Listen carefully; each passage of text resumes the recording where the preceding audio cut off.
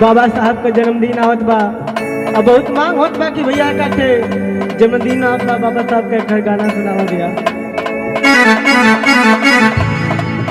अरे आइल जन्मदिन बाबा साहेब,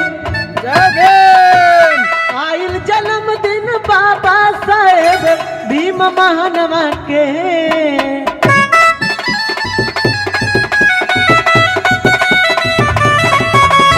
आइल जन्मदिन बाबा साहेब भीम महानवा के।